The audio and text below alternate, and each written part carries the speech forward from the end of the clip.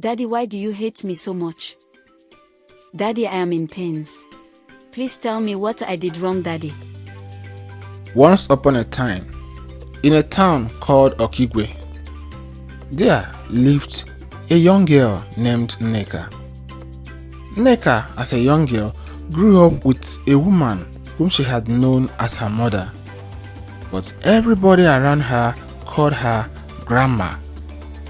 Nneka was so fond of Grandma that she always wanted to be with her. Grandma on her part was so nice, kind and generous. Everybody in the community loved her. Every morning, Grandma would prepare a sumptuous breakfast for Nneka. The food was so tantalizing that its aroma would fill the whole house. Grandma would then wake Nneka up with the sound of her melodious humming. Nneka was always looking forward to it in the morning. One morning, Nneka woke up to see that their house was filled with so many strange faces. There were visitors everywhere, and some of them were shedding tears. Nneka could not understand what was going on. She had waited for the early morning ritual, the melody that her grandma always sang for her. When she was up, she ran to Grandma's room. "Grandma, Grandma," she said, but the room was locked. She asked after Grandma and was told that Grandma had traveled. Grandma was gone after a very brief illness. Nneka was just 7, but did not understand what was meant. She kept calling her, hoping to see her. Nneka felt so devastated. The next morning, Mr. Alaka came to the house and told Nneka that they would be traveling to meet Grandma. Nneka was somehow relieved and excited at the thought of seeing Grandma again. So they got ready and left that same day to Enugu with the hope of seeing Grandma. When Nneka got to Enugu with Alaka, she met Uloma. While Nneka was 7, Uloma was 11. Both of them were young and pretty. Uloma and Nneka are siblings, but they never met till this very moment. Uloma introduced herself to Nneka as her elder sister. They both hugged each other. As they were hugging themselves, Mr. Alaka came in and shunned Uloma for hugging Nneka. Uloma immediately respected her father and left for her room. Nneka could not comprehend what just happened. She had so many questions to ask. She did not also see Grandma as was promised. At Mr. Alaka's house, love was a scarce commodity, rationed out sparingly by Mr. Alaka. But if love was in short supply, anger was abundant, especially when it comes to anything concerning Nneka. As Nneka got older, her father's hatred for her even became worrisome. Every day, Nneka had to bear Mr. Alaka's mean words. "You are nothing but bad luck," he always told her. His words cutting deep in her heart. "You are like a witch, bringing only trouble and bad luck to this family." No matter how hard Nneka tried to please him, it was never enough. She felt like she was stuck in a bad dream where every morning brought more insults and sadness to her. The hatred for Nneka started from the day she was born. On that fateful day, Nneka's mother, Alaka's wife, went into labor that lasted the whole day. She eventually delivered through a cesarean section, but did not make it. She did not wake up. Mr. Alaka was so furious with everything. He blamed the doctors for saving the baby instead of the mother. He blamed the baby, Nneka, for being an evil child who could not just come out just like her elder sister Ugomma did.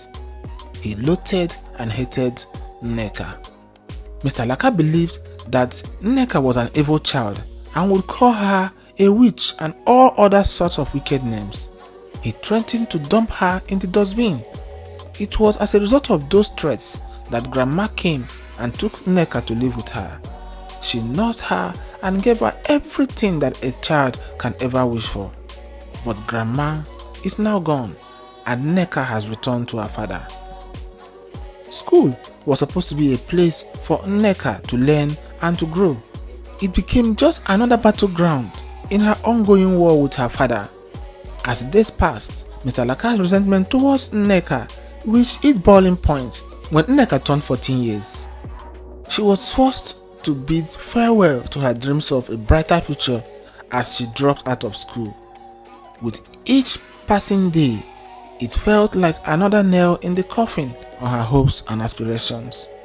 For Nneka, the realization that her education was slipping through her fingers was a bitter pill to swallow. She watched with a heavy heart as her classmates continued on their path towards success, while she was left behind, abandoned by the very man who was supposed to protect and provide for her. With her dreams of education dashed, Nneka had no choice but to find another way to survive. Nneka met Mrs. Obi, who offered Nneka a chance to earn meager living selling goods at her shop as a sales girl. She was very grateful for the opportunity and she gave her all, hoping that one day she would be able to raise some money to go back to school. One day, when Nneka was 16, Mr. Laka approached her with a proposal that sent shivers down her spines. He wanted her to marry a man that was old enough to be her grandfather. The man, a widower in his 60s, already had 4 wives and many children. He eyed Nneka and wanted to marry her. Mr. Laka saw this as an opportunity to get rid of Nneka once and for all, and he spared no effort in pressuring Nneka to accept the proposal. Faced with the prospect of a fate worse than death, Nneka found herself at a crossroads. On one hand, she could submit to her father's will and become another victim of his cruelty. On the other hand, she could defy him and risk losing everything she held dear. In the end, Nneka chose the latter, summoning every courage within her to stand up for herself and refuse her father's demands. It was a decision that came with a heavy price, as Mr. Laka's wrath descended upon her like a storm, casting her out of the only home she was left with. Nneka became homeless. With nowhere to go to, Nneka started sleeping at Mrs. Obi's shop. She would sneak in the evening after the market has closed and leave very early in the morning to return when the market resumes. Mrs. Obi never knew that she was sleeping in the shop. One fateful night while Nneka was sleeping in the shop, the marketplace was engulfed in chaos as thieves came at night and robbed all the shops. Nneka came in face to face with dangers, but her life was spared. Everything that was in the shop was stolen by the robbers, including Mrs. Obi's money. When the day broke and the dust settled, Mrs. Obi discovered that her shop was robbed and that Nneka had always slept in the shop without her consent. She was very upset with Nneka and without wasting any time, she sacked her. Nneka now was jobless and homeless at the same time. It was a very terrible and difficult moment for Nneka. With nowhere else to turn to, Nneka decided to roam the streets in search of a place to rest her head. As the evening came, she found a construction site that was uncompleted and she decided to sleep there. One day, as Nneka wandered through the streets, she stumbled upon a construction site where work was ongoing. For a moment, she contemplated if she could go there and seek for a job. She mustered up the courage and decided to approach the foreman. To her surprise, he welcomed her and offered her a chance to work as a laborer. So, Nneka joined in the construction work. Laborer's work was not easy at all. As Nneka worked tirelessly at the construction site, she found herself subjected to the taunts and jeers of men around her. They mocked her and made joke of her at any slightest opportunity. But Nneka refused to allow anyone to break her spirits. One day, the owner of the construction site, Mr. Johnson, paid a visit. On approaching the scene of the site, he spotted Nneka amidst the crowd. Mr. Johnson approached Nneka and asked her, "What's a young girl like you doing in a place like this?" Nneka taken aback by the unexpected attention. He hesitated for a moment before summoning up the courage to respond. "I am just trying to make a living, sir," she said, her voice steady despite the nervous fluttering in her chest. Impressed by her response, Mr. Johnson inquired more into Nneka's story. With curiosity, Nneka told Mr. Johnson that she was just an orphan and that she needed the job to go back to school whenever she can. Mr. Johnson felt some chills as he listened to Nneka's story. Mr. Johnson returned and made an offer to her.